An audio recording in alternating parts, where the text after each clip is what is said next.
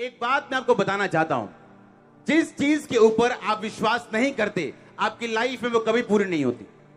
इसलिए परमेश्वर ने कहा था अंधे को कि क्या तू विश्वास करता है कि मैं तेरी आंखें खोल सकता हूं? उसने कहा हां परमेश्वर, मैं विश्वास करता हूं कि तू ये काम कर सकता है। अपने शब्दों को कंट्रोल में रखो और अपने विश्वास को बढ़ाओ।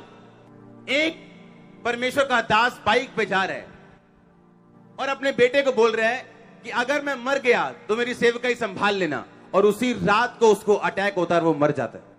सेम नाइट, प्रभु का दास, सेवा करने वाला।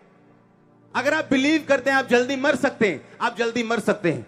अगर आप बिलीव करते हैं बाइबल के ऊपर कि मैं तुम्हें दीर्घ आयु से तृप्त करूंगा और अपने की हुई साल्वेशन को दिखाऊंगा, कोई दुनिया की बीमारी आपको जवानी में लेके नहीं जा सकती। पर आपका बिलीव क्या है? आपको लगता है आपको 2 बीमारियां हो गई, आपको लगता है मर जाएंगे। अगर आपका बिलीव आप मर जाएंगे तो परमेश्वर भी आपको जीवित नहीं रख सकता, क्योंकि बाइबल कहती उद्धार के लिए मुंह से अंगीकार करना जरूरी है। उद्धार का मतलब है हीलिंग, उद्धार का मतलब है डिलीवरेंस। हालेलुया। इसका मतलब अगर आपका मुंह का अंगीकार सही नहीं है तो इसका मतलब उद्धार का उल्टा ये है, बीमारियां, गरीबी, श्राप।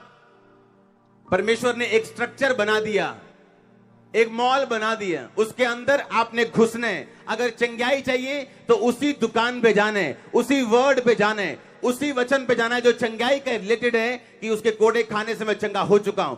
अगर वंश बचाना है तो उसी वचन पे जाना जहां लिखा है धर्मी का वंश बचाया जाएगा, और उसे अंगीकार करना है तब तक जब तक आपके बच्चे चर्च में नहीं आते, आपका पति चर्च में नहीं आता, आपकी फैमिली चर्च में नहीं आती।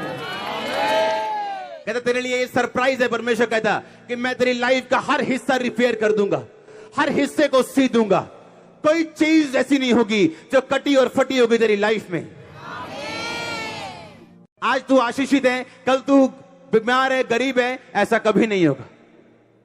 एक मिरेकल का गिफ्ट है, उसको बोलते हैं वर्किंग ऑफ मिरेकल, यानी मिरेकल को वर्क आउट किया जाता है, ये अपने आप नहीं होता। आप कंजूस हैं, कभी बोते नहीं, आप कभी भी ब्लेस नहीं हो सकते परमेश्वर के द्वारा।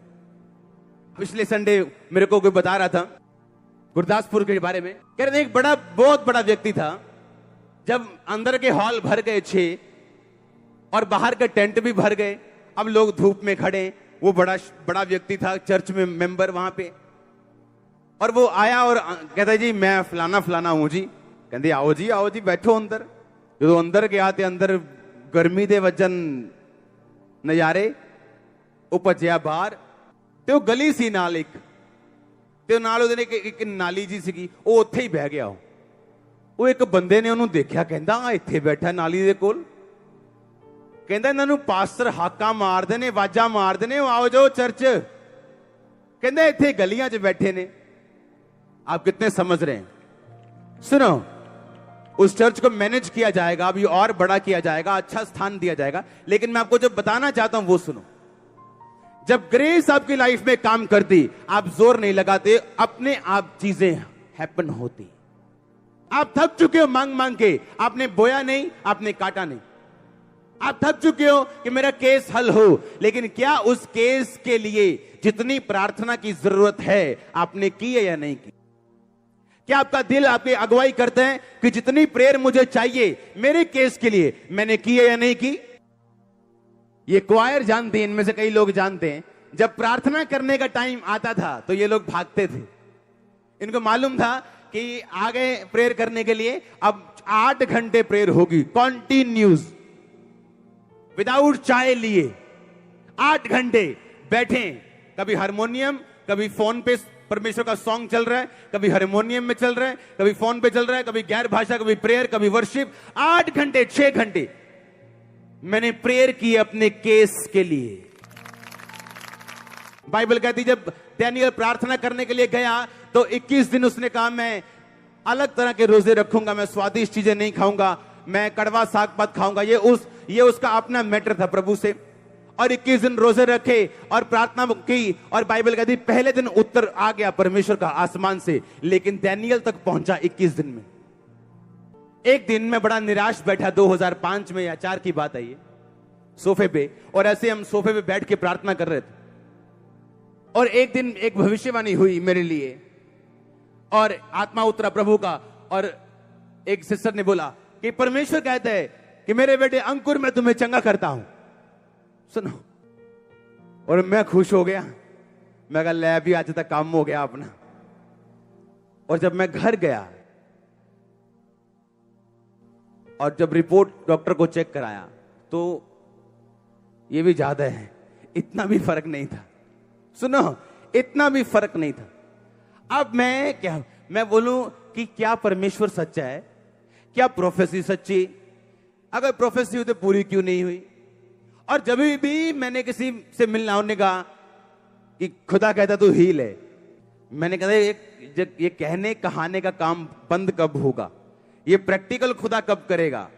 सुनो, जब परमेश्वर एक ब्लेसिंग को रिलीज करता है आपके ऊपर, इसका मतलब ये नहीं वो आपको मिल गई। आपको उसके लिए वर्कआउट करना है, आपको उसके लिए प्रेयर करनी, आपको उसके लिए फाइट करनी, ताकि वो उतर सके प्रैक्टिकली आपकी लाइफ। और तब मैं प्रभु से मांगने लगा कि परमेश्वर मैं चंगा हो चुका हूं, और प्रार्थना और ये 2-2.5 घंटे वाली प्रार्थना नहीं जिसे आप सोच के करके सोचते हो बड़ा बड़ा तीर मार लिया 2 घंटे बैठ के। अगर केस बड़ा हो तो प्रार्थना भी उसी लेवल की चाहिए। जिस टाइप का डेविल है उस टाइप की प्रेयर चाहिए। इसलिए चेले दुष्ट आत्मा को निकाल नहीं सके। प्रभु से पूछा हम उसे क्यों नहीं निकाल सके? यीशु मसीह ने कहा कुछ जातियां बिना प्रार्थना और फास्टिंग के नहीं निकलती। आपके कुछ स्ट्रगल ऐसे हैं, आप पवित्रताई में जब बढ़ा लेंगे अपने आप को, वो अपने आप खत्म हो जाएंगे। आप समझा के देख लो, काउंसलिंग करके देख लो, सब कुछ जोर लगा लो एड़ी चोटी का, आपकी लाइफ से वो समस्याएं नहीं जाएंगी। आप एक पाप छोड़ देंगे वो चली जाएंगी, आप एक गंदी आदत छोड़ देंगे वो चली जाएंगी।